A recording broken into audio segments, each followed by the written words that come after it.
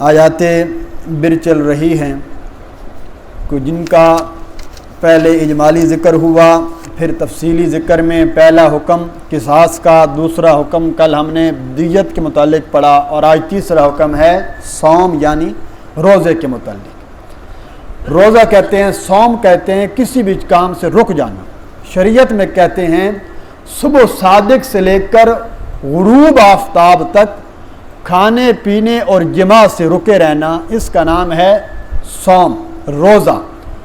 تو یہ روزہ ان عبادات میں سے ہے جو اس امت کے ساتھ ساتھ پچھلی امتوں میں فرض رہا ہے۔ جن بڑی عبادات میں جیسا نماز کے بارے میں آتا ہے کہ یہ بھی پچھلی امتوں میں کسی نہ کسی شکل میں موجود رہی، روزہ بھی کسی نہ کسی شکل میں پچھلی امتوں بھی موجود رہا، عیسائیوں میں، یہودیوں میں، اس سے پچھلی امتوں میں بھی۔ ہاں، کیفیت مختلف ہو سکتی ہے، 30 نہیں ہو سکتے، کم ہو سکتے ہیں، زیادہ ہو سکتے ہیں، مقدار کم زیادہ ہو سکتی ہے کہ صبح شام سے لے کر رات تک ہو سکتی ہے، یا رات سے لے کر صبح تک ہو سکتی ہے، کوئی بھی تعین ہو سکتی ہے، لیکن روزہ اپنی ذاتی عبادت کے لحاظ سے ہر امت میں یہ فرض رہا ہے۔ تو یہ بھی مدینہ منورہ کے اندر سن 2 ہجری کے اندر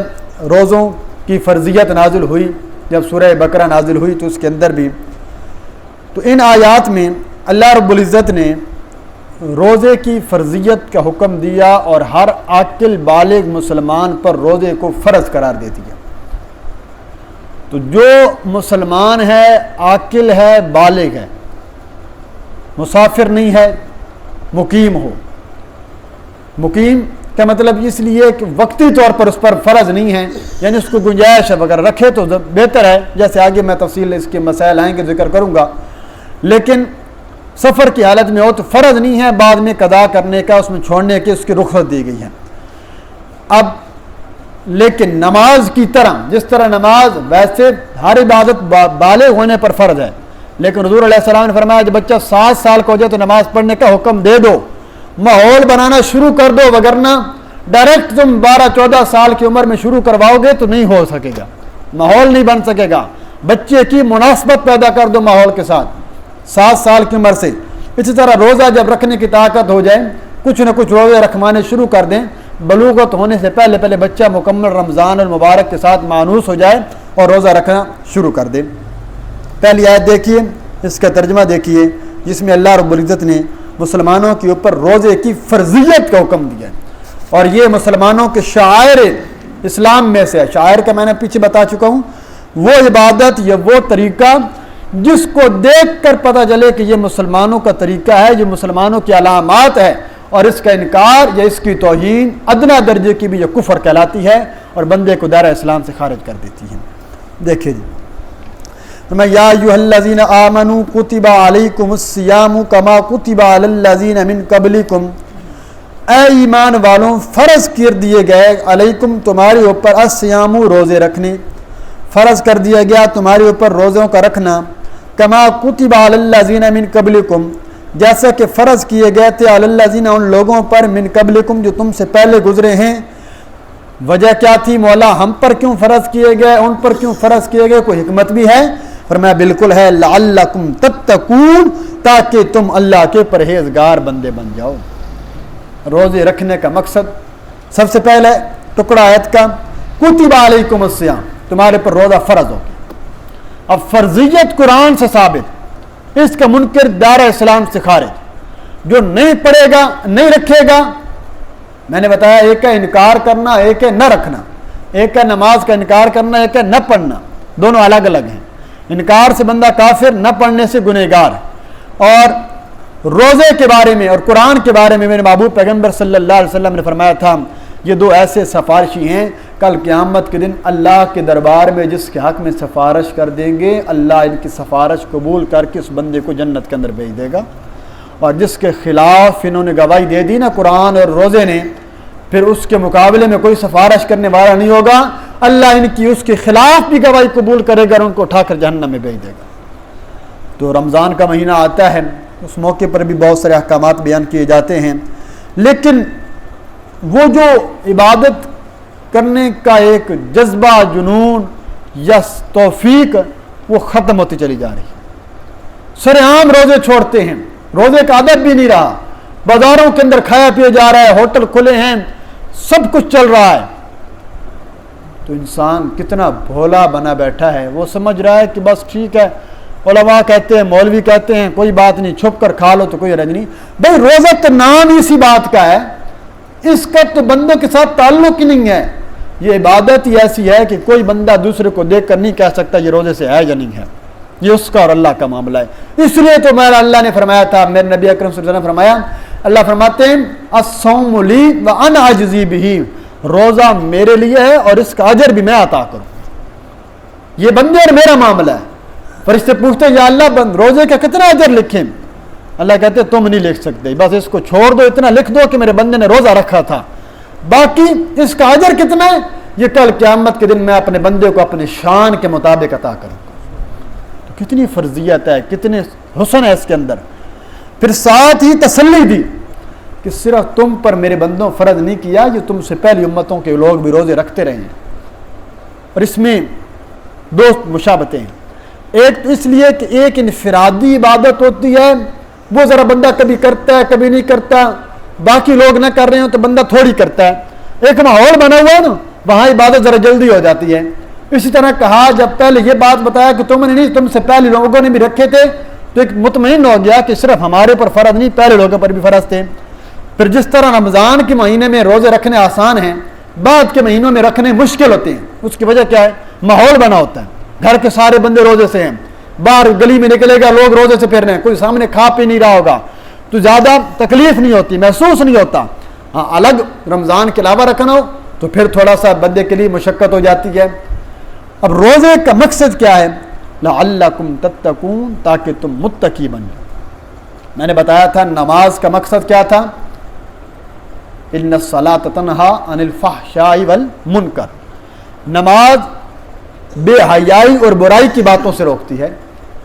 اب اگر میری نماز مجھے بے حیائی اور برائی کی باتوں سے نہیں روک رہی تو میری نماز میں کمی ہے، قرآن کے الفاظ میں کوئی جھوٹ نہیں ہے۔ قرآن کہتا ہے کہ جو بندہ روزہ رکھتا ہے وہ متقی بن جاتا ہے۔ اب اگر میرا روزہ مجھے متقی نہیں بنا رہا، میرے اندر تقویٰ پیدا نہیں ہو رہا، تو پھر مجھے سوچنا چاہیے کہ میری عبادت میں کمی ہے۔ میں بناوٹی روزہ تو نہیں رکھ رہا، بس صبح کو گھر والے نے جگایا، اٹھا روٹی کھا لی اور شام کو افطاری کر لی اور کچھ نہیں، یہ تو روزے کا مقصد ہی نہیں تھا۔ روزے کا مقصد کیا تھا؟ کہ روزے کا مقصد ہے سحری کرنا سنت ہے، لیکن اس کے اندر اپنی آنکھوں کا بھی روزہ ہے، تیرے کانوں کا بھی روزہ ہے، تیری زبان کا بھی روزہ ہے، تیرے دل کا بھی روزہ ہے، تیرے افعال کا بھی روزہ ہے، تیرے دماغ کا بھی روزہ ہے۔ پھر بری نگاہ نہیں اٹھانی، بری بات نہیں سننی، بری بات نہیں کہنی، کسی کو برائی نہیں، کسی کو تکلیف نہیں دینی۔ تمام باتوں سے جب روزہ رکھے گا تو کیا بن رہا ہے یہ بندہ؟ یہ تقوی کے دائرے میں آ رہا ہے، وہ جو اللہ نے ایک دائرہ لگایا تھا متقی والا، یہ اس کے اندر داخل ہو رہا ہے یہ بندہ۔ تو تقوی اور تقوی کا مفہوم میں کئی بار ذکر کر چکا ہوں۔ حضرت ابی بن کعب نے حضرت عمر کو کیا بتایا تھا کہ کسی ایسے راستے سے گزرنا جس راستے میں خاردار جھاڑیاں ہوں، اس کے درمیان سے گزرو گے تو اپنے کپڑوں کو بچا کر گزرتے ہو، اسی طرح اپنے آپ کو گناہوں سے بچا کر گزر جانا یہ متقی کی علامت ہوا کرتا ہے۔ اس لیے علماء نے کہا اگر کسی بندے کو اس بات کا خطرہ ہو کہ میں جو ہے نا جی کسی غلط کام میں پڑ جاؤں گا، یا جو ہے برائی کا زیادہ گمان غالب ہونے لگے کسی ایسے مقام پر، اس کو چاہیے روزہ رکھے۔ اب ایک آدھ یا دو تین روزے رکھنے سے الٹا شہوت بڑھتی ہے، کم نہیں ہوتی۔ فرمایا اس کا توڑ یہ ہے کہ لگاتار کچھ دن روزے رکھے، یا صوم داؤدی رکھے، ایک دن روزہ ایک دن افطار، پھر ایک دن روزہ، کچھ مستقل روزے رکھے جائیں گے تو پھر کیا ہوگا؟ آہستہ آہستہ نفس کمزور پڑ جائے گا۔ نفس کمزور ہوگا تو پھر بندے کی طاقت جو ہے نا نیکیوں کی جانب زیادہ لگے گی، اس لیے فرمایا روزہ رکھنے سے بندہ متقی بن جاتا ہے۔ تو تقوی کو اپنانا مقصود ہے۔ رمضان کے اندر بھی تقوی نہیں آتا، رمضان کی عبادت بھی ہمیں متقی نہیں بناتی، تو پھر اپنے روزوں کی فکر کرنی چاہیے، اپنی عبادات کی فکر کرنی چاہیے۔ اگلی آیت دیکھیں جی، فرمایا ایام معدودات، یہ تسلی آ گئی، دن ہیں گنے ہوئے، گنے چنے، گنتی کے چند دن ہیں۔ فمن کان منکم مریضا، پھر یہ ساروں پر بھی نہیں ہے، پھر جو کوئی تم میں سے مریض ہے، او علی سفر، یا وہ سفر پر ہے، فعدۃ من ایام اخر، پھر گنتی ہے چند دوسرے دنوں کی، یعنی وہ اس کی قضا کرے گا دوسرے دنوں میں۔ وَعَلَى الَّذِينَ يُطِيقُونَهُ، اور اوپر ان لوگوں کے جو بمشکل طاقت رکھتے ہیں اس کی، یعنی روزہ رکھنے کی طاقت ان میں کم ہے، تو فدیۃ طعام مسکین، ان کے لیے فدیہ کھانا کھلانا ہے مسکینوں کو۔ فمن تطوع خیرا، پھر جو کوئی زیادہ کرے نیکی کا کام، فهو خیر لہ، پس وہ اس کے لیے بہتر ہے۔ وان تصوموا خیر لکم، اور اگر تم روزہ رکھو تو یہ تمہارے لیے بہتر ہے، ان کنتم تعلمون، اگر تم جان لو۔ یہاں اللہ تعالیٰ نے اگلی تسلی یہ دی کہ وہ گنتی کے چند دن ہیں، پورا سال نہیں ہے، کچھ 10 ماہ نہیں ہے، کچھ 6 ماہ نہیں ہے، کچھ 3 ماہ نہیں، 1 مہینہ۔ 1 مہینہ تم نے روزے رکھنے ہیں لگاتار۔ پھر اس میں سے بھی جو کوئی مریض ہے، مریض بندہ روزہ نہ رکھ سکتا۔ مریض سے مراد ایسا مرض کہ اب وقتی طور پر ڈاکٹر کہہ دیں یا ماہر حکیم کہہ دے کہ اس بندے کا روزہ رکھنا اس کے مرض کو بڑھا دے گا، اس کو موت کی جانب لے جائے گا، یا ایسا لمبا مرض آگے کہ مرض الموت میں چل رہا ہے، تو اس بندے کے لیے کیا ہے کہ روزہ نہ رکھے۔ یا بندہ سفر پر ہے تو گنجائش ہے۔ سفر سے مراد سفر شرعی ہو،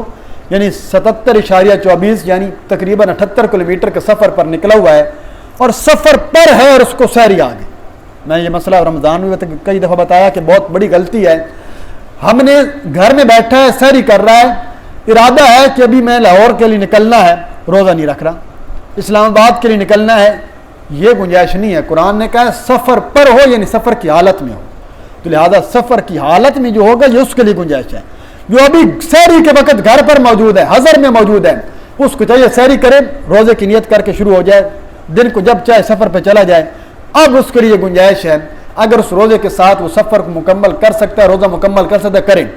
اگر نہیں کر سکتا، کیفیت ایسی بنے گی روزہ توڑ دے، گنہگار نہیں ہوگا، لیکن روزہ رکھنا ضرور ہے۔ ہاں، جو بندہ پہلے سے سفر پر نکلا ہوا ہے، 15 دن سے کم کی نیت پر کسی ایک علاقے میں، اب اس کے لیے گنجائش ہے، رکھ لے تو بہتر ہے۔ اگر وہ سمجھتا ہے کہ میں روزے کے ساتھ سفر گزار سکتا ہوں تو رکھ لے، نہیں رکھ سکتا تو پھر چھوڑ دے، یا نہیں رکھنا چاہتا تب بھی نہ رکھے اور اپنا سفر کرے، بعد میں اس کی قضا کر لے۔ تو چونکہ قضا کرنے میں مختصر سستی ہوتی ہے، علماء نے بہتر لکھا ہے آج کے دور میں کہ چونکہ سفر میں آسانیاں ہیں تو روزہ رکھ لے، اگر نہیں مکمل کر سکتا تو جب دیکھے تو اس کو توڑ دے، گناہ گار نہیں ہوگا، بعد میں قضا بھی کر سکتا ہے۔ تو ایسے بندے کے لیے یہ گنجائش ہے، آخری دوسرے دنوں میں وہ کیا کر لے، اس کی قضا کر لے۔ اور وہ بندہ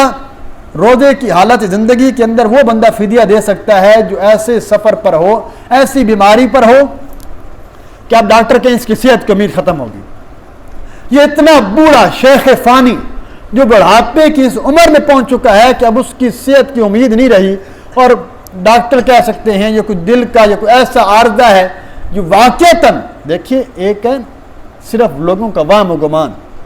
دل کی بیماری بھی اگرچہ ہے، شوگر کی بھی ہے، بہت ساری بیماریاں آ گئی، اللہ حفاظت فرمائے، تو لیکن اس کے اندر تجربہ اپنا ہوتا ہے، ہر بندے کے اپنا اپنا مزاج ہوتا ہے، روزہ رکھ کے تجربہ کر کے دیکھ لے، اگر اس میں اس کو چونکہ اللہ کا حکم انشاءاللہ پورا کرے گا اور اس سے اس کو کوئی نقصان نہیں ہو رہا تو پھر اس کو پورا کرے، پھر اس میں اس کی گنجائش نہیں ہوگی۔ تو اگر واقعتاً ایسا مریض ہے جو ہمیشہ کا مریض ہے، یا ایسا بوڑھا ہے جو مستقل بڑھاپے کی حالت میں ہے، اس کے لیے یہ لوگ گنجائش ہے کہ وہ زندگی کے اندر فدیہ دے سکتا ہے، اور فدیہ وہی ہے جو میں نے کل بتایا تھا، 1 روزے کے بدلے 1.25 سے گندم یا اس کی قیمت، یا 30 روزوں کا فدیہ شروع میں بھی دے سکتا ہے، آخر میں بھی دے سکتا ہے۔ جتنے روزے، کوئی بندہ فوت ہو گیا اپنے مرنے سے پہلے اس کی وصیت کر کے جائے، نہیں تو اس کے ورثاء کو چاہیے اس کے مال میں سے اس کا فدیہ ادا کر دیں۔ کوئی نیکی کا کام کرنا چاہتے ہیں نا، یہ ایک اور بات بتا دوں، اکثر ہمارے ہاں جب پوچھا جاتا ہے کہ بندہ فوت ہو گیا ہے، اب اس کے پیچھے کون سا نیکی کا کام کریں، تو میں جو سب سے پہلے بتاتا ہوں یہ سب سے پہلے اس کی نماز اور روزوں کا فدیہ دو، اور کوئی نیکی کا کام بعد میں کرنا، جو اس کے ذمہ حقوق ہیں، سب سے پہلے قرض حقوق العباد، حقوق العباد اس کے ذمہ کوئی نہیں ہے، یہ ہے تو ادا ہو گئے، پھر بھی آپ کوئی کام کرنا چاہتے ہیں، اس پر احسان کرنا چاہتے ہیں، اپنے والد پر، اپنے بیٹے پر، اپنے بھائی پر، اپنے رشتہ دار پر، تو آپ کا سب سے بڑا احسان اس کے اوپر یہ ہوگا، آپ اس کی نمازوں اور روزوں کا غالب گمان لگا کر، ایک اندازہ لگا کر، یہ کتنی باتیں وہ چھوڑ چکا ہوگا، کتنے روزے اس کے گھر والوں سے پوچھ کر تو کچھ اندازہ وہ کتنے رکھتا تھا، یا نمازوں کی روٹین نظر آ جاتی ہے بندے میں، دن میں کتنی پڑھتا تھا، اس کا حساب لگا کر اس کا فدیہ دے دیں، یہ سب سے بڑا آپ کا اس کے اوپر احسان ہوگا، تاکہ اس کے کل کی جو آنے والی قبر کی منزل ہے وہ اس کے لیے آسان ہو جائے۔ تو اس بارے میں یہ فدیہ ہے طعام مسکین، جو مسکین کو کھانا کھلانا ہے۔ پھر اللہ کہتے ہیں جو کوئی اور دوسرے نیکی کا کام زیادہ کرے گا، یعنی اور کھانا کھلا دے، اس سے بڑھ کر دے دے، تو یہ اس کے لیے بہت بہتر ہے۔ ابتدائی رمضان میں اسلام کے اندر روزے کے متعلق یہ تھا کہ شروع میں تھا کہ ذی الحجہ کے روزے تھے، ایام بیض ہر مہینے کے 3 روزے تھے، عاشورہ کا روزہ تھا، یہ عاشورہ کا روزہ فرض تھا، پھر رمضان کے روزے فرض کر دیے گئے، وہ مستحب اور سنت رکھ دیے گئے۔ پھر شروع میں یہ تھا کہ جو روزہ رکھنے کے بعد پھر سحری شروع ہو جاتی، جو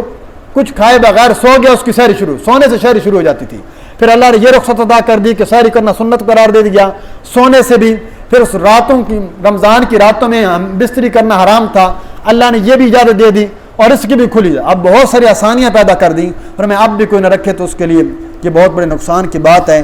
اور فضیلت یہ ہے مسافر کے لیے بھی،